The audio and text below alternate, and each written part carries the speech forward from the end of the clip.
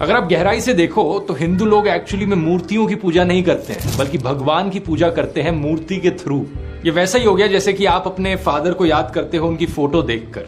Photo के जरिए आप अपने पिता को याद कर रहे हो और उनको प्यार जता रहे हो, लेकिन इसका मतलब ये नहीं कि आप एक्चुअल पिता को भूलकर सिर्फ इस फिजिकल फोटो को ही प्यार जताने लग जाओ और याद करने लग जाओ। सिमिलरली हर हिंदू जानता है कि यहाँ पर मूर्ति के जरिए भगवान की पूजा करी जा रही है, एक्चुअली में उस फिजिकल मूर्ति की पूजा नहीं करी जा रही है। इस चीज का एक अच्छा जवाब आचार्य प्रशांत जी ने दिया था जब मैंने उनके साथ बात करी थी। मूर्ति जो है वो एक सफल प्रयोग रहा है। मूर्ति अमूर्त तक जाने का एक अच्छा साधन रही है। और जब मूर्ति पूजा की जाती है तो उसमें कभी नहीं कह दिया जाता कि मूर्ति सत्य है। उसमें यही कहा जाता है कि मूर्ति के माध्यम से मैं सत्य में प्रवेश करूंगा, साकार के माध्यम से मैं निराकार में प्रवेश करूंगा। ये जो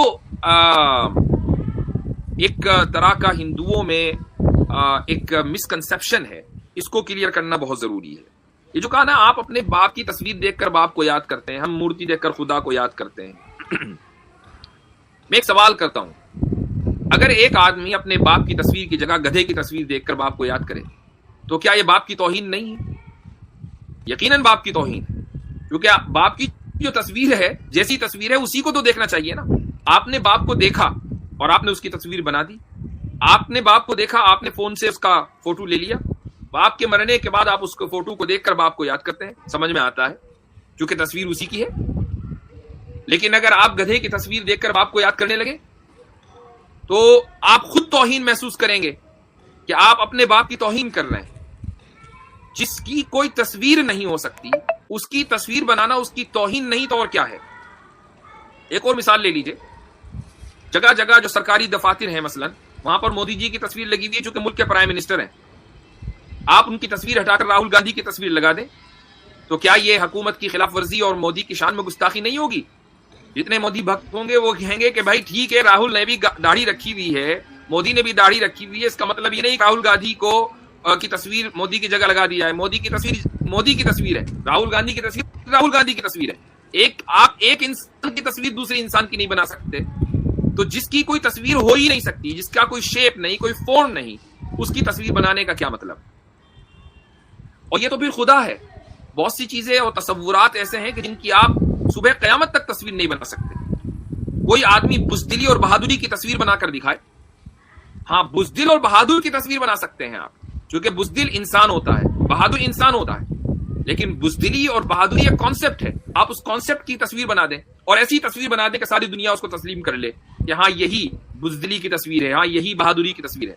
तो जो चीजें इंसान से मुताल्लिक हैं, जो उसकी सिफत और उसकी खुसूसियात, हम अगर उसकी तस्वीर नहीं बना सकते तो खुदा के जिसने कभी अपनी तस्वीर दुनिया को नहीं दिखाई, खुदा के जिसकी कोई तस्वीर नहीं है, जिसका कोई शेप नहीं है, जिसका फॉर्म नहीं है, उसकी तस्वीर इंसान अगर बनाए तो क्या यह खुदा की शान में गुस्ताखी नहीं होगी? अच्छा, अब धौरव राठी अपनी इस बात को जस्टिफाई करने के लिए साथ में ये भी कहते हैं, देखिए उनके कमेंट में, सम मुस्लिम saying that how can there be idol of God when he has know body. कुछ मुसलमान ये कह रहे हैं कि खुदा की तस्वीर कैसे हो सकती है, उसका मुजस्समा कैसे हो सकता है जबकि खुदा का कोई जिस्म नहीं है। Well, hadith al-Bukhari and Muslim quote Prophet Muhammad sallallahu alaihi wasallam is saying, if any one of you fighting with his brother, he should avoid his face, for indeed Allah created Adam in his image. एक तो हवाला इन्होंने ये दिया, दूसरा हवाला ये दिया Quran 38:75, God Allah says, O Iblis, what prevented you from prostrating yourself before him, meaning Adam, whom I created with my two hands? Did you become too proud, or have you always been arrogant? यहां इन्होंने एक हदीस और एक आयत का हवाला दिया है। सबसे पहले आयत को ले लेते हैं। आयत में कि I created him, I created Adam with my two hands, इससे वो ये साबित करना चाह रहे हैं कि खुदा के हाथ हैं। जब हाथ हैं तो फिर बॉडी है। तो ये जो आयत है इसके ताल्लुक से इसकी वजाहत करना जरूरी है। ये आपके सामने जो स्क्रीन शॉट है इस वक्त, ये तफसीर कुर्तुबी का है और बड़ी क्लासिकल तफसीर है। उसमें इस आयत के माना बयान किए गए हैं। लेकिन जो चीज अहम है वो मैं आपको आखिर में बताऊंगा। तो इमाम कुर्तुबी ये कहते हैं कि अल्लाह सुब्हानहु व तआला, यहां से देख सकते हैं, फ़ख़ातबन नास बिमा यअरिफूनहु फ़ी तआमुलिहिम। अल्लाह ताला लोगों से उस अंदाज में बात करता है जिस अंदाज को वो जानते और समझते हैं। अब मसलन आप अगर C+ لینگویج میں لوگوں سے بات کرنے لگیں، یا مثلاً پائتھن لینگویج میں آپ لوگوں سے بات کرنے لگیں، جس کو صرف IT اسپیشلسٹ سمجھتے ہیں، میں نہیں سمجھتا، ایک عام آدمی نہیں سمجھتا، تو ہمیں تو کچھ بھی پلے نہیں پڑے گا کہ کیا بات ہو رہی ہے. لیکن اگر ہم سے بات ہمارے انداز میں ہو، پھر لینگویج کوئی بھی ہو، ہم ترجمہ کر کے بھی سمجھ سکتے ہیں، تبھی تو بات سمجھ میں آئے گی. آگے کہتے ہیں امام قرطبی فَإِنَّ الرَّئِيسَ مِنَ الْمَخْلُوقِينَ لَا يُبَاشِرُ شَيْئًا بِيَدِهِ إِلَّا عَلَى سَبِيلِ الْإِعْظَامِ وَالتَّكَرُّمِ، کہ جو سب سے بڑا انسان ہوتا ہے، جو سب سے بڑی مخلوق ہے، مخلوق کی بات ہو رہی ہے، اگر وہ کوئی کام اپنے ہاتھ سے کرے تو اس کے اپنے ہاتھ سے کرنے کا مطلب یہ کہ اس نے اس چیز کو اہمیت دی، عزت دی. مثلا آپ یہ کہیں بادشاہ سلامت نے اپنے ہاتھ سے کھانا کھلایا، تو ہاتھ سے کھانا کھلانے کا کیا مطلب ہے کہ سامنے والے کو اتنی عزت دی اور اس کا اتنا احترام کیا کہ اپنے ہاتھ سے کھانا کھلایا. اس میں احترام اور عزت کا پہلو شامل ہے. تو اسی معنی میں ید یعنی ہاتھ کا لفظ قرآن کریم میں آیا ہے. فذکر الید ہنا بمعنی ھذا، کہ آدم علیہ الصلوۃ والسلام کو چونکہ اشرف المخلوقات کا جد امجد بنایا ہے، انسان کو اشرف المخلوقات بنایا، اس لیے لفظ ید کا ذکر قرآن کریم میں ہے کہ آدم علیہ الصلوۃ والسلام کو میں نے اپنے ہاتھ سے بنایا. یعنی اتنے احترام اور ان کو دیا اور اتنی عزت دی، اور تم ان کے سامنے نہیں جھک رہے ہو. یہ آیت کا مطلب ہے. آگے مجاہد کہتے ہیں، مجاہد بہت مشہور مفسر و تابعی ہیں، وہ یہ کہتے ہیں الید ھا ھنا بمعنی التأکد والصلہ، کہ ید کا یعنی ہاتھ کے جو معنی اس آیت میں ہے وہ ایمفسائز کے لیے ہے. اس کے معنی یہ ہے کہ میں نے ہی بنایا، لما خلقت انا، میں نے ہی آدم علیہ الصلوۃ والسلام کو بنایا، کسی اور نے نہیں بنایا. جب میں نے ہی بنایا تو اے شیطان تیری ہمت کیسے ہوئی کہ تو ایروگینس اور تکبر اختیار کرے. آگے اگلی لائن میں لکھا ہوا ہے وقیل التشبیہ فی الید فی خلق اللہ تعالی دلیل علی انہ لیس بمعنى النعمة والقوة والقدرة وانما ہما صفتان من صفات ذاتہ تعالی. یہ ایک اور اپروچ ہے جو اہل سنت والجماعت میں ہے، وہ یہ کہ ید کے معنی یہاں پر نعمت یا قدرت کے نہیں ہے، بلکہ ید ایک صفت ہے خدا کی، ایک کوالٹی ہے، اور وہ کوالٹی کیسی ہے، اس کی حقیقت کیا ہے، یہ دنیا کو نہیں معلوم. ایک اور اوپینین وقیل اراد بالید القدرہ، ید سے مراد یہاں پر قدرت ہے، یعنی خدا یہ کہہ رہا ہے میں نے اپنی قدرت سے بنایا. کہا جاتا ہے عربی زبان میں یہ کہاوت ہے ما لی بہذا الامر یدن، مجھے اس کام کے کرنے پر کوئی قدرت نہیں ہے. یدن کا لفظ، ہاتھ کا لفظ عربی کہاوت میں استعمال ہوا.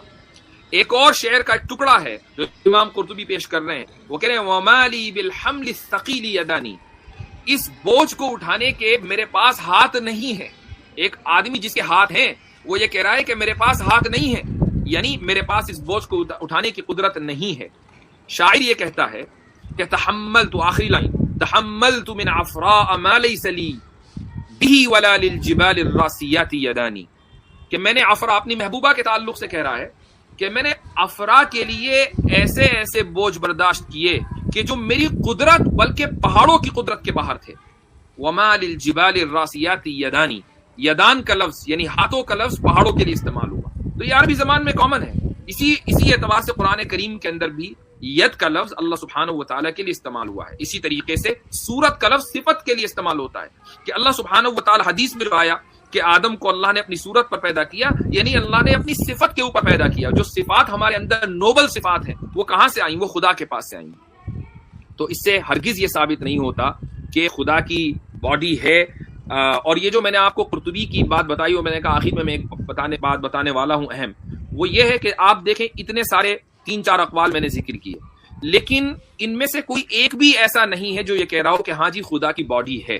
تو مسلمان اس بات پر متفق ہیں، علماء اس بات پر متفق ہیں، جو حدیث کو آپ سے زیادہ سمجھتے ہیں، جو قرآن کو آپ سے زیادہ سمجھتے ہیں، کہ خدا کی باڈی اور جسم نہیں ہو سکتا، چونکہ خدا خود ہی اس چیز کا اعلان کر رہا ہے. کیا اعلان کر رہا ہے؟ کہ لیس کمثلہ شیء، اس جیسی کوئی چیز ہے ہی نہیں.